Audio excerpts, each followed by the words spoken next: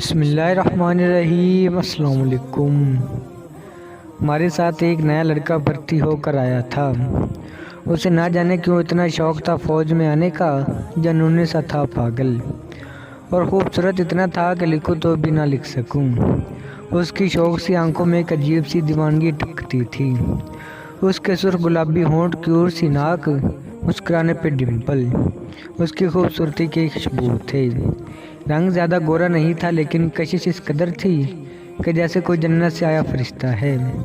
पहले दिन उसके साथ जान पहचान हुई, गपशप लगाई। क्योंकि मैं मैनेजर था और वो कैप्टन दानिश नाम था उसका। तो मैंने कहा, कैप्टन कल से आप चार्ज संभाल लेंगे, आप अभी आराम कर लें, सफ़र से थक गए होंगे। रौबदार आवाज़ में मुझे सलूट किया। ओके सर, सलाम किया और चला गया। उसकी आवाज़ में भी एक अजीब सा कुछ था। दूसरे दिन पीरियड ग्राउंड में सबसे तारीफ करवाया गया। उसका इखलाक ऐसा था कि जैसे किसी बेजान को भी सांस बख्श सकता था, किसी दुश्मन को भी सीने से लगा सकता था। चार्ज संभालते ही उसे कैंप की कुछ जिम्मेदारियां दी गई। वो अपनी ड्यूटी जिम्मेदारी से निभाता था। दिन गुजरते गए, वो उसके बहुत करीब आता गया। मुझे उसकी आदत होने लगी थी। वो इतना अच्छा था कि उसके यूनिट के सिपाही भी उसे पसंद करते, दिल से उसकी इज्जत करने लगे। लेकिन वो कभी कभी बच्चों जैसी शरारतें भी किया करता था, जो मुझे बहुत भाती थी। खैर, वक्त के साथ साथ जान पहचान बढ़ी और हम अच्छे दोस्त बन गए। एक दिन बातों बातों में पूछा उससे, बताओ भाई, फैमिली में कौन कौन है। कहने लगा, सर फैमिली में तो माँ है और 3 बहनें हैं। बाबा जी 1 साल पहले इंतकाल हो गया था। मैंने कहा, तुमको कैसे फ़ौज में आने का शौक़ पैदा हो गया। तो कहने लगा, मेरी बहनों का शौक़ था कि उनका भाई फ़ौजी बने, वरना अच्छा भला डॉक्टर बन रहा था। वक्त गुजरता गया, हमारी दोस्ती इस कदर बढ़ गई कि हम कभी कभी एक दूसरे के घर भी छुट्टी पे जाने लगे। वो अक्सर नूरजहां का गाना सुना करता था, ए पुत्तर हटाते नहीं विकदे कि लबदियाँ विच बाजार कुड़े। मैं उसे कहता था, इतना शौक चंचल सा लड़का और ये गाना सुनता है। कहता था, कभी ये गाना वक्त आने पे तुमको समझ आ जाएगा। कभी कभी बहुत अजीब अजीब बातें किया करता था जो मेरी समझ में बिल्कुल भी नहीं आती थी। मेरी शादी थी, उसको इनवाइट किया। उसकी माँ बहनें सब मेरी शादी पे आईं। बहुत अपनायत थी, बहुत एंजॉय किया हमने। मैंने उसकी माँ जी से कहा, आंटी जान, अब कैप्टन साहब के लिए भी कोई लड़की देखो और उसकी भी शादी करवा दो।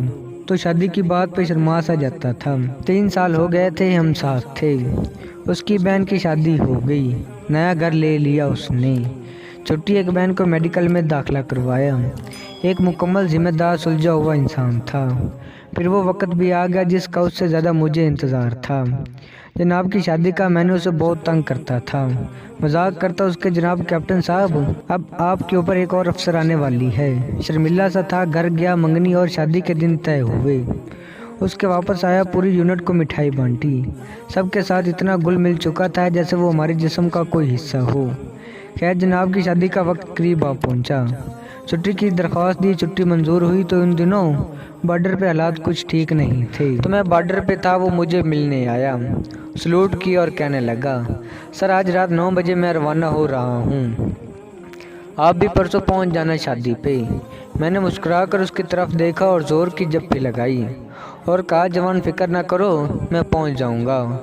बातें हो रही थी, हमें अचानक से मुझे वायरलेस पे आवाज़ आई, सर कुछ दुश्मन फौजियों ने अचानक से हमला कर दिया है, ओवर। मैंने भी पोजीशन संभालते हुए दानिश से कहा, दानिश तुम जाओ जल्दी से। वो रुक गया। सर चला जाता हूँ, अभी 1 घंटा है मेरी ड्यूटी ऑफ होने में, ज़रा कुछ नेकी मैं भी कमा लूँ। मैंने उसे कहा, दानिश तुम जाओ, हम देख लेंगे। लेकिन कहाँ सुनने वाला था। उसने बंदूक उठाए, पोजीशन ले ली। इतने में एक दूसरा मैसेज आया कि तमाम छुट्टी पर जाने वालों की छुट्टी रोक दी गई है। बॉर्डर पे हालात बहुत सख्त हो गए हैं, ओवर। इतने में धड़ धड़ गोलियों की आवाज़ें गूंजने लगी। दुश्मनों ने हमला कर दिया था। मैं, दानिश और 7-4 सिपाही हम पोजीशन लिए 2 घंटे तक लड़ते रहे। गोली रुकने का नाम नहीं ले रही थी। हमको इस मोर्चे पे दूसरे मोर्चे तक जाना था कैसे भी, क्योंकि हमारा असला दूसरे मोर्चे में था। हम 3 घंटे गुजर गए लड़ते हुए। मैंने वायरलेस पे बोलना शुरू किया, हमारे पास गोलियां ख़त्म हो रही हैं, हमको बैकअप दिया जाए, ओवर। दानिश कहने लगा, तुम लोग ऐसा करो, एक एक करके वहाँ जाओ, इस पर्चे पे मैं यहाँ इनका ध्यान रखता हूँ। मैंने कहा, दानिश तुम पागल हो गए हो, मैं यहाँ देखता हूँ, तुम सब जाओ। लेकिन वो कहाँ मानने वाला था। खैर मैं 4 सिपाहियों से बोला, मैं और दानिश यहाँ संभालते हैं, तुम लोग वहाँ मोर्चे पे जाओ। हम पोजीशन संभाले हुए थे। जैसे सिपाही मोर्चे की तरफ जाने लगे, गोलियों की बुझाड़ ने उनको छलनी कर दिया, जैसे दुश्मन कहीं बहुत करीब आ पहुंचा था। दानिश, हमारे पास अब गोलियां बहुत कम हैं और वक्त भी। मैं चिल्लाकर बोला, अगर वो लोग रेड लाइन क्रॉस कर गए तो हमारे पास वाले गांव में बड़ी तबाही मच जाएगी। हमको कुछ भी समझ नहीं आ रहा था। मैं लगातार वायरलेस पर बोलता रहा, हमें बैकअप दिया जाए, ओवर। लेकिन हमारी टीम को पहुंचने में अभी 15 मिनट लगने थे और वक्त हमारे पास 7-8 मिनट था। दानिश ने अचानक से मुझे सीने से लगाकर कहने लगा, सर वक्त आ गया है कब इस वतन पे कुर्बान होने का। मैंने कहा, दानिश पागल हो, हम इनको रोक सकते हैं, इंतज़ार करो। लेकिन दानिश बोला, नहीं सर, अगर ना रोक सके तो गांव में आने वाली तबाही को कभी माफ़ नहीं करेगी। उसने ग्रेनेड अपने जिस्म से बांधा और बोला, मैं शहीद हो जाऊं तो मुझे दुश्मन के हवाले ना छोड़ना, मेरी मैयत खून से वापस लेकर अच्छे से दफन करना। मैं उसकी बातों पे रो रहा था। मैं क्या करता, मेरा दिल चाह रहा था मैं ऐसा करता, लेकिन फ़ौज के कुछ कानून थे और वो भी ज़िद पे था, वक्त भी कम था।